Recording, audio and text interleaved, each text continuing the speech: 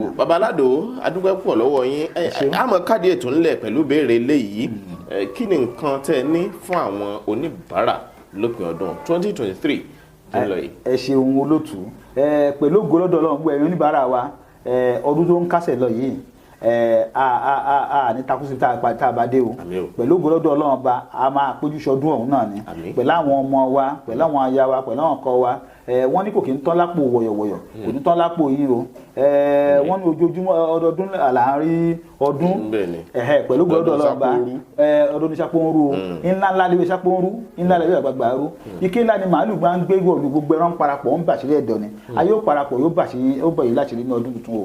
Ètò àwọn ìlú ṣe bẹ́ẹ̀. Àwọn ètò tá a ní ọdọọdún mọ́ bàbá ṣe máa ń ṣe, wọ́n máa ń ṣe ìwúre ọdún fún àwọn tó jó oníbàárà wọn. A lè fi bẹ̀rẹ̀ ìwúre ọdún yẹn láti on the 15.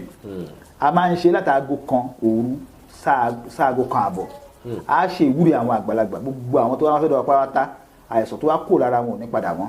Àwọn tá a ti tọ́jú tógun ti ṣẹ́ lórí wọn kò ní padà síbẹ̀ mọ́. Àwọn tó yẹ pé wọ́n gba ìtọ́jú lọ́wọ́lọ́wọ́ ń tá bá ti fún wọn yóò máa bá wọn lára mu kò á tán síbẹ̀. Àwọn tó wá ń ṣe òwò a ṣe ìwúre fún wọn, wọ́n á máa ga sí. Ìyẹn náà wọ́n ṣe máa ń bá wa ná. Kò sẹ́ni tí bá wa ná tí ò ní ga, ẹ máa ga sí ni. Àwọn tó yẹ pé àwọn ọmọ wọn ní ìdààmú lórí ọmọ, wọn ò ní rábù lórí ọmọ. Ìwúre bá ṣe máa ń ṣe lọ́dọọdún nìyẹn. A ti wá bẹ̀rẹ̀ tọdún yìí pẹ̀lú ògo lọ́dọ̀ Ọlọ́run láti on the 15 tó bá di on the 31 a wá ṣe wẹ̀jẹ̀wẹ̀mú ìmúre. A ṣe wẹ̀jẹ̀wẹ̀mú ìmúre.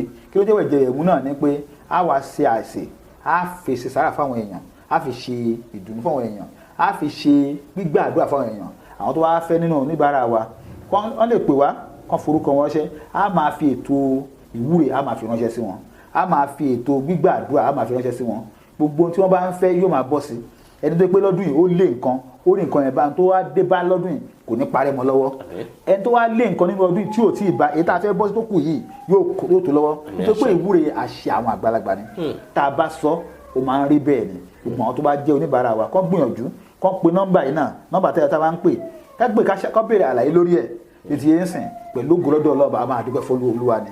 Ètò yẹn sìn àwọn àṣẹ ìjẹ́ ìmọ̀ tá a ti ṣe báyìí gbígbàdúrà ni tí a ti ń bọ́ sínú ọdún tuntun báyìí orí ó bẹ̀rẹ̀ sí ní dé fún oníkálukú, àdúrà bẹ̀rẹ̀ sí ní gbà fún oníkálukú.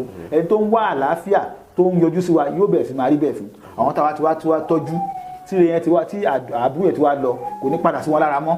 Bẹ́ẹ̀ ló ṣe máa rí. Ìwúre ọdún a máa ṣe ní on the 31st la máa kágbẹ̀ ẹ̀ ṣe ní ọ́fíìsì yín. Ní ọ́fíìsì wa tó wà ní headquarter ọ́fíìsì wa ní Holy Peace Research Center nílùú Abẹ́òkúta ń bí. A ṣe wẹ̀jẹ̀wẹ̀mú fún àwọn èèyàn.